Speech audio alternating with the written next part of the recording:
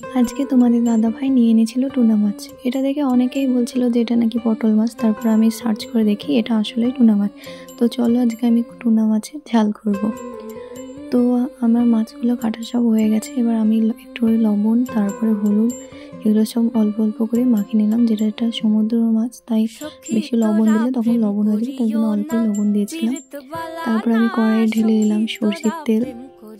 এবার এক এক করে আমি মাছগুলো তেলটা গরম হয়ে যাওয়ার পরে দিয়ে দিলাম। একসাথে বেশি দেওয়া যাবে না, সেই জন্য আমি দুটোই দিলাম। তো এটা আস্তে আস্তে ভাজা, তারপর আমি ভালো করে একদিক ভাজার পর আর একদিকে ঘুরিয়ে ভাজিয়ে নিলাম। ভাজা হয়ে যাওয়ার পর আমি একটা একটা করে এই দুটো থালায় তুলে নিলাম। তারপর একই তেলে আর যে দুটো মাছ ছিল আমি সেটাও একটা একটা করে দিয়ে দিলাম। তারপর আমি আদা আর রসুন আগে দিয়ে বেটে নিয়েছি। অল্প করে 1 চামচ জিরে, 1 চামচ লঙ্কা গুঁড়ো আর অল্প করে ধনে গুঁড়ো দিয়ে সেগুলো আমি একসাথে মিক্স করে নিলাম। মিক্স হতে হতে ওই দুটো মাছও আমার ভাজা হয়ে গেছিলো। তারপর গরম তেলে আমি একটু গোটা জিরে, কেটে রাখা কাঁচা লঙ্কা, পেঁয়াজ সেগুলো দিয়ে দিলাম। তারপর সেটা ভালো করে ভাজা হয়ে যাওয়ার পর দিয়ে দিলাম আমি অল্প করে লবণ দিয়ে সেটা ভালো করে ভাজা হয়ে যাওয়ার পরে মশলাগুলো আগে থেকে করে রাখা সেটা দিয়ে দিলাম। তারপর যখন আস্তে আস্তে মশলাটার তেল ছাড়লো তখন আমি টমেটোও দিয়ে দিই।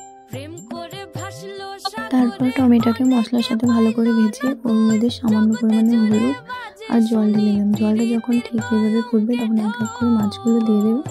মাছটা কিছুক্ষণ হওয়ার পর তারপরে এর মধ্যে আমি দিয়ে দিয়েছিলাম কাঁচা লঙ্কা, সর্ষে বাটা।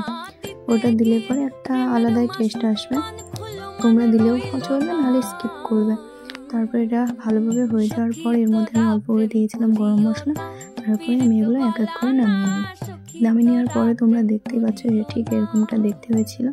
খেতেও অনেক ভালো হয়েছিল। আমি যেহেতু মাছ খাই না, তাই তোমাদের দাদাভাই খেয়ে বলছিল অনেক ভালো।